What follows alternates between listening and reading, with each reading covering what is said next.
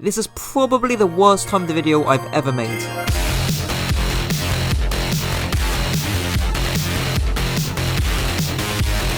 I'll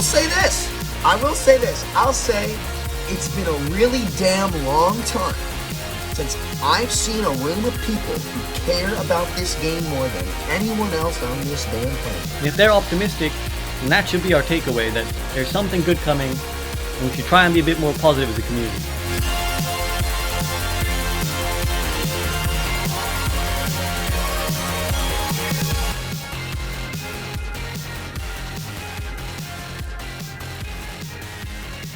So if you've been living under a rock as of the last 24 hours, there's been a massive content creator meeting with the Overwatch Dev Team and some large content creators, and it's gotten Overwatch Twitter pretty hyped up.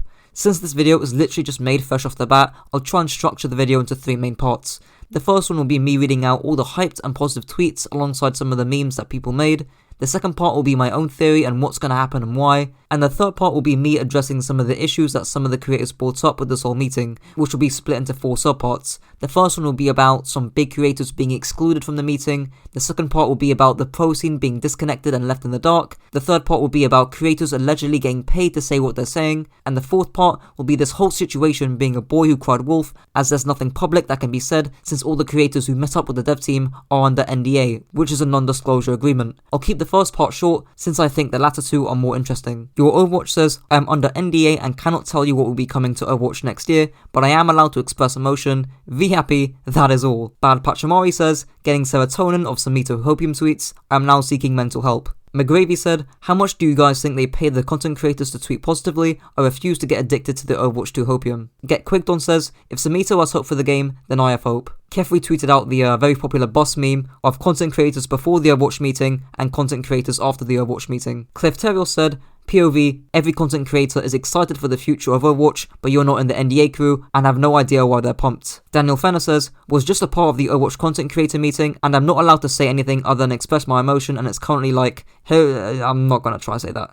Solus says, big content creators, Overwatch 2 gonna be big in 2022, everyone else with 0 actual info, showing a blank face Squidward. ML7, J3 and Hollywell all being hyped. EchoFlex saying, I'm on Hopium, 2022's Overwatch's year. Neandra says, seeing so many Overwatch content creators coming away from this dev team meeting in high spirits is really great to see. Not gonna lie, I am pretty bummed to have not been involved, as someone who makes Overwatch vids for a living and is unsure of the future, but I'm feeling hopeful and proud. So on to what I think is gonna happen with Overwatch next year, and what creators are actually hyped up about. In a reply to Chase's tweet asking the community what they think is going to happen, I replied saying that Overwatch 2 will go into a soft release for PvP early next year. It'll also obviously be free to play, and I even go as far to say that we'll get Sojourn in a few months time. My reasonings for this is that we all know that Overwatch 2 is going to have some great content. The question really is on when it's going to come out, and in spite of the public Overwatch 2 delay, people like EchoFlex and Gail Adelaide are saying that 2022 is going to be a quote-unquote banger year for the game. Stefe Lomeo, who's also Super and San Francisco Shock's editor, also shared a similar sentiment, saying that a PvP beta build will be released for the public alongside the release of the next season of Overwatch League,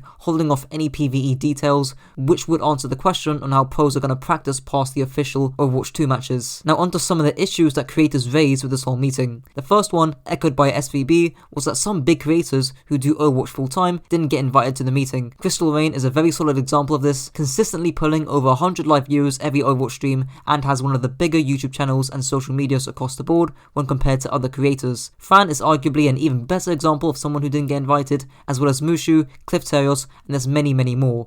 Unfortunately, there's just not much we can really do about it, but likewise to what SVB said in his video, it's better that some people know rather than nobody knowing. The second issue is with the disconnect between pro play, content creators, and the dev team. Wheats, a coach for Redbird Esports, says that getting a Contenders update with literally no info in it on the same day content creators get a rundown that is so in depth it apparently needs an NDA, not cool Blizz. For those who don't know about the Contenders update, the Path the Pro team just put out an update on Reddit, which vaguely and indirectly implies that Contenders will be slightly delayed in order to play on the Overwatch 2 build. Forsus, a 5x Contenders winner as a coach, by saying how the dev team haven't given them any information with a sarcastic tweet. This is definitely somewhat of an issue, since why would the dev team choose to only show exclusive content to creators, but not pros, who are going to be playing Overwatch 2 next year in a few months time, and also need time to practice on that build. Xenophi and SVB also talk about this, hoping that pros are just the next batch of people awaiting the news, but who knows. This is probably the second most, if not the most significant implication of all the ones to come up, since the pros actually do need something concrete to work on, as this is basically their livelihoods. The next issue was with people seriously suggesting that the Overwatch creators were paid to shill and hype up Overwatch 2. This argument is basically torn down by Occam's razor, which basically boils down to this argument having so many unproved assumptions that it's safe to say that creators weren't paid off, and Occam's razor is just essentially the simplest explanation is usually the best one. A really good example of Occam's razor would be if you see rain outside, you would assume it's coming from the clouds,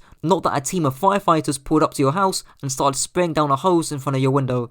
It's just so unrealistic that so many creators, including Sumito, would all collectively fake a reaction for some money, which would be costly, both literally and metaphorically, and would only be for short-term gains. You also have to assume that people like Sumito, a very expressive personality, faked an entire persona alongside the entire Overwatch content creator community that was involved, and you also have to assume that not even one of the content creators who actually attended would speak up about this or express any negative emotion, but instead, as we've seen, it's all been positive. As Evil Toaster puts, it's clearly a reason, beyond getting the bag, that people are suddenly changing their tune. The final issue, and probably the biggest one there was that people weren't buying too much into what the creators were saying, and this was all just a boy who cried wolf. Muma had a tweet on this stating how the community have been in this spot so many times that just seeing these creators with a bunch of NDAs talk about how great the game actually is doesn't really matter. This is probably the safest and most reasonable take there is. Even Sumito, one of the creators who was in the dev call, follows up with a quote tweet and fully backs it up. Because at the end of the day, if the public eye doesn't see anything concrete from the Overwatch dev team,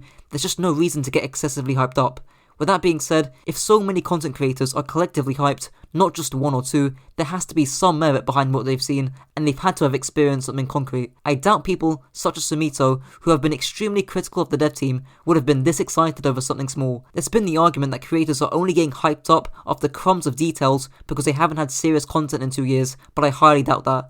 These creators, especially ones like Sumito, aren't naive to Blizzard PR, and all the creators are knowledgeable enough to know that big problems require big solutions. Overwatch has big problems, such as the lack of content, that content creators aren't going to get hyped up for short-term, small changes, hence why you're seeing creators be excited for the long-term future in 2022. Spilo himself, who's had first-hand experience in Blizzard BS and PR, admits that this is the first time he himself has experienced a real talk without the fluff, which is what Jeff would have wanted. In conclusion, we should really adopt the mentality of hope for the best, prepare for the worst, and we should still have an optimistic outlook on the future of Overwatch. If so many content creators have spent years of their lives dedicating themselves to this game, they're not going to get hyped up over some menial changes. So if we're seeing them excited for the future, we should definitely take that into account, albeit with a slight pinch of salt. Well, that's the video. This was literally made in less than 24 hours, and I normally spend a week on my videos, if not more, but I really grinded to get this video out today, because I honestly do think it's a turning point for Overwatch, and as Sumito says, I certainly wouldn't be surprised if today is the day that Overwatch is saved. I do have a mega Overwatch iceberg coming up that did really well on Twitter the other day, so sub to the channel and turn notifications on to keep in touch when that video finally drops. And also feel free to follow my Twitter for actually solid takes on the game, as well as some memes every now and then. Until next time.